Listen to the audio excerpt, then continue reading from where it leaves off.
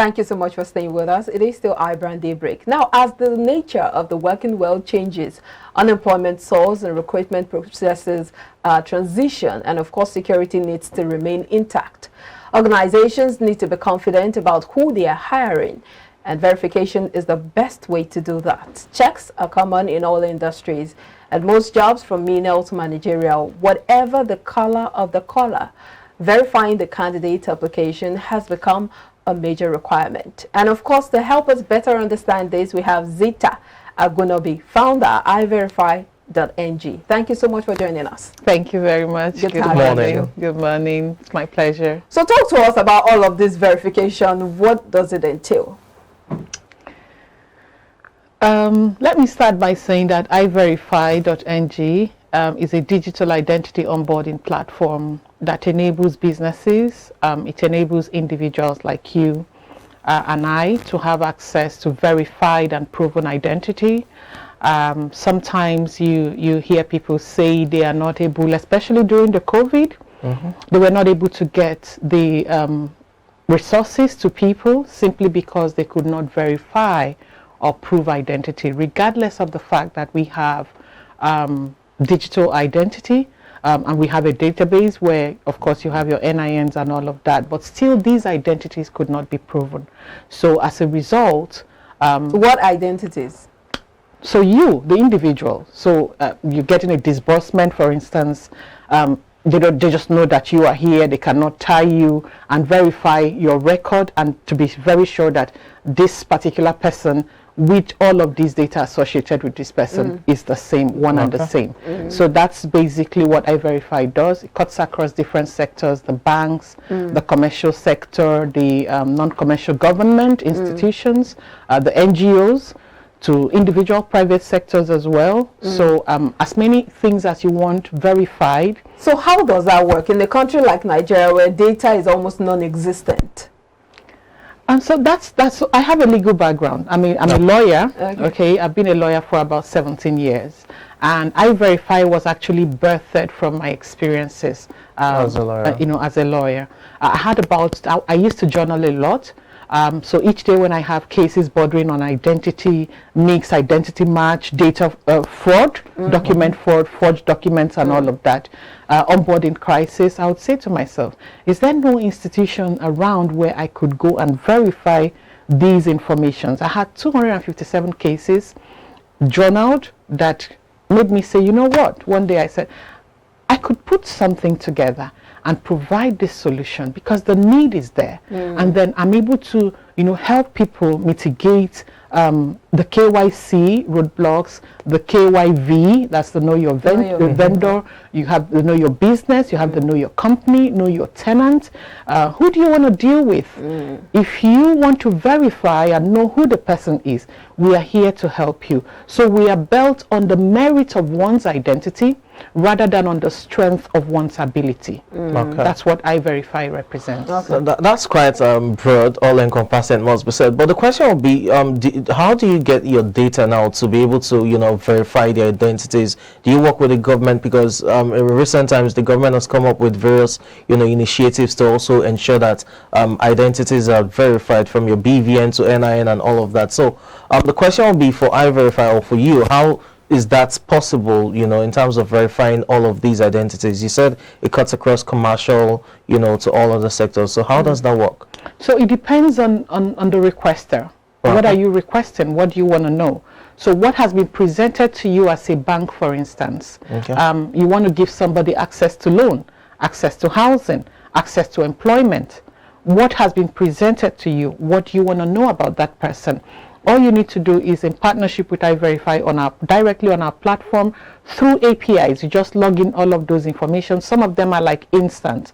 So the basic ID cards from the authorities are like 20 seconds. Via API, you're able to call those from the authorities. So there's a partnership aspect of it. What iVerify does is possible on about 3 pillars. identity validation, which is validating that, oh, okay, this ID has been presented, it is with the government authorities. The second is data cross-referencing, and the third is record match. So data cross-referencing is what we do across various institutions.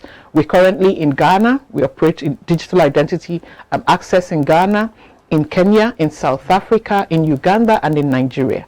So you cannot achieve verification in isolation.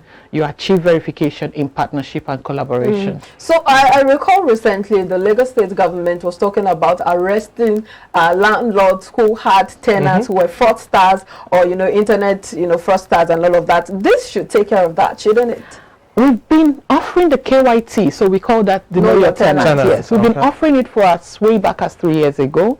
It sounded a bit alien, but we found that a lot of estates had some problems where they reached out to us to say, do you think, one person just recommended our company, and they summoned us to a meeting. I said, do you think you are able to help? And so the first question we ask is, what's your pain point? If we understand your pain point, what are you trying to solve? Then that way we're able to track value. What you're trying to solve prior to IVerify, and when IVerify comes, are you able to measure and see progress in the services that we're offering? It's important to us from a feedback and customer rediscovery perspective, and it's also very good so that you measure the impact of what we're doing. So some of those estates you can't even enter now without being verified. And so we've had a replica of that estate to estate to estate. So you partner with the estate management? Oh, definitely, yes. That's how it works. Okay, so let's talk about some of the challenges within the Nigerian system, or the Nigerian factor that you've had to grapple with. Like? In this business, IVerify, I believe it's a for-profit business, right? Absolutely. So haven't you faced challenges in Nigeria, talking to people, having to establish the business? Yeah, oh, definitely. So getting the customer base, initially it was very alien. When you said somebody you're into verification, they're like, okay, what's that? Does that exist? Even till now, some people would like to, does verification really exist? Yes, it does exist. So acceptance was the initial roadblock. But having had my legal experiences, I built relationship with a couple of financial organizations. So it was easier for that continuity to flow from there. It was easier to say, oh, here is my track record. You can reference this, and it grows from there. And then we found that it was very difficult to convert customers. So we do sales and marketing. Conversion could take as much as 6 months, 9 months. People were not talking to you. But we find an easier way. The easier way to get customers was through referrals. Okay. So a company comes on board and it says to the other HR in the other company, hey, I've got something for you. Hey, someone who can help you. And so we've been living off of that. Do you still practice law? Yes, I do. Yes, I do within IVerify. Oh, okay. Because you cannot. Nobody does due diligence better than a good lawyer. So IVerify is all about due diligence. So the legal expertise that I have, we bring to the analytical aspect of the data, the assessing the legal framework, the data protection, data privacy. We are very big on data. So if you go to our platform and you're trying to access, you know that oh, there's something about these people. We're very big on boundaries to ensure that we don't infringe on people's rights. Yes. Okay, that's quite impressive. But looking at what you do, the verification exercise, it's also interwoven with security, because it must be said, in a world where there are so many frauds, from companies, suitcase companies, and what have you. I mean, the case of Omaha was a prime example. Yes, the job recruitment scandal that led to a death or massacre, as it were. Now let's look at this. In the place of employees trying to get to verify various companies if they're authentic, so that they do not just fall into the hands of fraudsters. Is this still the same process in terms of going through the website and all just to verify? Oh, absolutely, yes. So it cuts both ways. IVerify is basically an impact oriented and people-centered organization. So it's not just for the employers trying to verify the employees. You, the employee, can also have concerns about this business, the authenticity, the everything that surrounds whatever job that has been made out there, you can verify. So it cuts across both ways. Okay, let's look at, you know, the verification business as a whole now. I mean, I'm looking at the cost for someone who wants to start, those watching who are interested in this kind of business, you know, and that thinking, how can I also invest in it? I don't know. I mean, I can't speak for iVerify, so there may not be, I don't know if there are investment opportunities, but let's just speak from you being an expert. For someone who wants to start a verification business like you do, kindly run us through the ropes of such, you know, process. Okay, so I'd say first and foremost, you need to put your data, your records together. Okay. You need to put together why do you even want to start the business in the first place? Because there has to be passion in it. There has to be an experiential drive, you know, before you are able to start the business. So before we get to the legal framework and how to set up a business, open up, go to the corporate affairs and the authorities to get your licenses and all of that, you must be able to ascertain what motivates you. Have you tested it? Have you done customer discovery research? You have to go to the field and you have to talk to people where I thought, oh, I'm the savior of the world, I'm going to do this, I'm going to do that, and then you get to the field and people are like, so what are you talking about? And that. So I had besides my 257 personal experiences, I was privileged to have a customer discovery experience where I went out to engage people. Over 1,000 people asking questions around the business. The responses from the survey was what, you know, propelled us to go ahead and put something up together. First, the second is that you must be very real and true to yourself to grow organically. You must grow organically. So once you're able to put up a business plan, you put up a marketing plan, you put up all of those, they don't have to be perfect. You can refine them as you move. What's your vision? What are your values? For us at iVerify, our values are very, very critical, and it cuts across even an employee who is coming to the business. When you are being interviewed, our values comes to play on the CV you've provided, on the background information that you've provided. Of course, we don't expect that you would misrepresent information, because you will be verified. You're coming to a verification company. Of course. But interestingly, we found people who are who forge documents, forged even things like criminal records. So you obtain a criminal record certificate, you send it to an organization who sends it for revalidation to iVerify, and then it's fake. It's not from the system. I don't know what pops up in people's mind when they go through those. So those are the sort of things that you must keep an eye on. Then the registration process. The registration, so those are the legal requirements. You have to meet all of those. And then you come to the nitty-gritty of doing the business. You know, you just touched on a very sensitive issue, and that is the issue of our political office holders, where eventually we discover that they've been, you know, presenting false documents. How do you come in here? How do you work with the government agencies to ensure that all of these are verified and we don't have, you know, false leaders? So one of the challenges when you asked, I said, was access. Access is one of the great challenge that I think a lot of business really. So it takes grace of God, it takes consistency and persistency, a drive for you to continue to just be prepared. So when you are prepared and it meets opportunity, that's success. You know, so that's just be prepared on your own. But that access is what one of the problems that we face here. It's just the barrier to entry. But that notwithstanding, in the last 4 or 5 years, we've been approaching the authorities. We've written. We're saying, from a legal perspective, you think they would want you to come and have access to them? From a legal perspective, I think it's unfair to waste the time of the courts. If you've been in a courtroom and see what the proceedings are like and how long it takes, it's really not nice, and it's not fair to waste the time of the courts that way. Can we mitigate this at the point of entry? As these people are picking up the nomination forms and providing documents, can you subject them to due diligence? Are these documents, certificates real? Are they forged? Are they genuine? Isn't that how it's done in developed countries?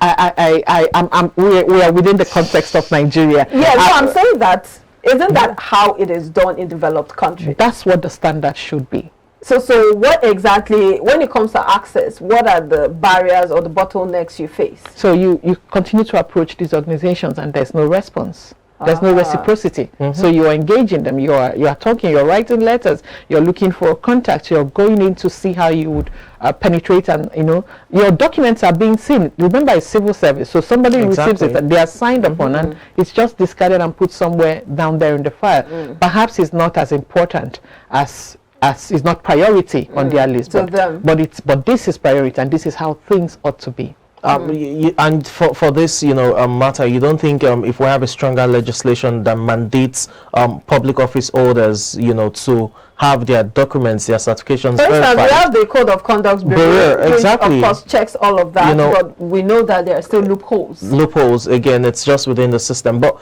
don't you think if we have a stronger legislation that backs, the process of getting into office, that is at the point of contesting, you subject all your certificates and documents to verification, you don't think that would probably help and solve all of these crises? I think that legislation is relevant, but I think that what is more relevant is implementation. You have to have someone to enforce and execute the implementation of that. Because those who would legislate are the ones who would be affected. Exactly. I don't think there would be a problem with making the laws and putting it there. The problem we have, you and I have, is enforcement, is implementation. That's the problem that we have. That's quite... So this business, what are some of the things you need to consider, especially, you've been doing this for a while now, in driving it eventually to maybe the next 5 years? What are some of the things you need to consider? I know that at the start, you talked about all of the processes you went through, but now in driving it to the next stage, what are things you're looking at? It must be, we must be deliberate about the times. The world is moving digitized in a very fast and speedy manner, and we must be relevant and positioned to move alongside, at the same time growing very, very organically, little by little at your pace, and of course being open to a lot of investment and investors and advice. The truth of the matter is that we are looking at an IVerify that would outlead us. We don't have to be here in the next few years running the business, but the business and the legacy of the business would outlive the founders of the business. So we must be deliberate about the use of technology, machine learning, artificial intelligence to improve the analytics on the database. We must look at technologies such as blockchain to see how we can improve the quality of delivery. Currently, when we started, that's why I kept saying organically. When we started with a blend of manual, so we do the manual physical searches and all of that. Now we've transitioned from that to a little bit of more technology, yes, and less manual. So it's mostly driven. Yes, it's mostly driven. So let's talk about your staff strength. Who are the people you work with? The value chain. How does it work? Who does what? And of course, the tools that you use in carrying out these tasks. So we are blessed with the most amazing staff you can ever think of. We have employee retention of about 96% since from inception. They are the life of the business. All of the milestones that we have achieved on the world stage, we just currently came out from the Google Accelerator program. So all of those milestones are, the credit goes back to the team. They're amazing. So we have a team of in-house employees. We have the tech team who work on the tech platform, the driven platform fully. Then we have the in-house team who manages over 96 employees that are outside on the field who complement what we have on our data. So with the way things operate here, there are some aspects of the verification that cannot be digital fully. The likes of criminal is partially digital, but you have to rely on the authorities and rely on the process of the authorities. If the authority is an API enabled, then you are API enabled. If authority is manual, then you fetch the manual and make it API enabled to somebody who is calling for it in Canada, for instance. So we have partners in Kenya, we have people in Canada, we have anybody verifying from anywhere, but you fetch it. And so the best part of it is that these things are available to them with ease, and they trust the source wherein this information comes from. So have you tried? Oh, you've not talked to us about the tools you use. So we use API.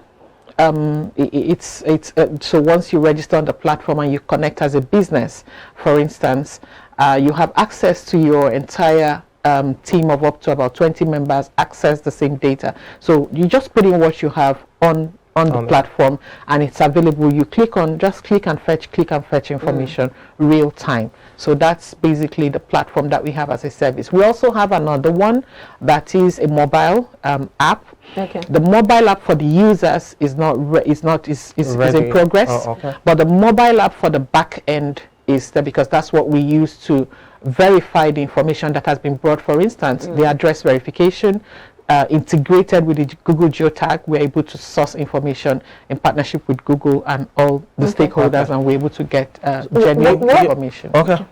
What fact-checking sites do you use? Because, of course, to verify some of this information, you need to check if they're factual. And also, I'm interested in knowing if you've tried to use the FOI Act, that's the Freedom of Information Act, to get information from the authorities. No, so we do not rely on the internet, so to speak. The internet is a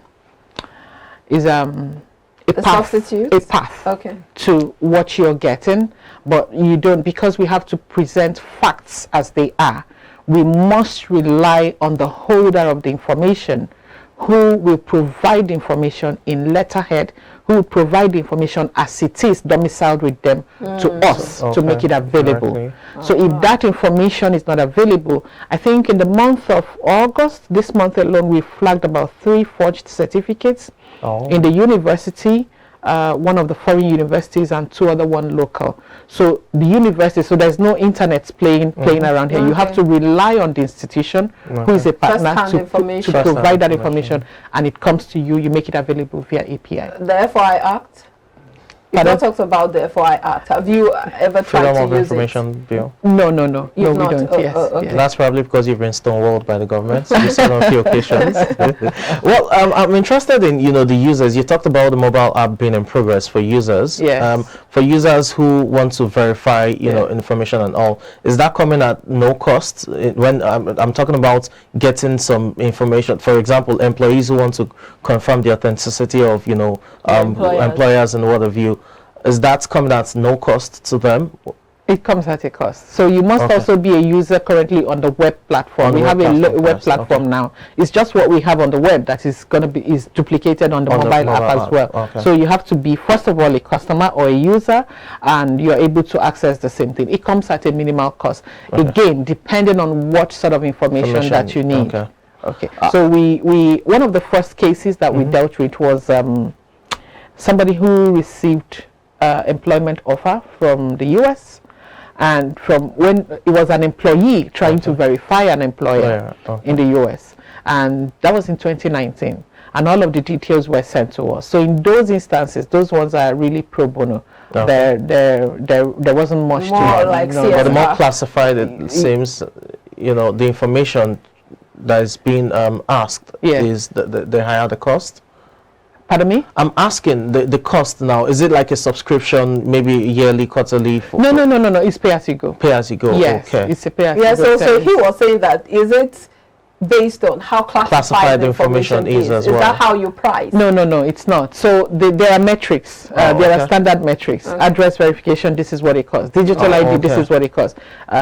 Criminal ID, this is what it costs. So there are standard prices based on what the government or the authorities are charging, because it's not free.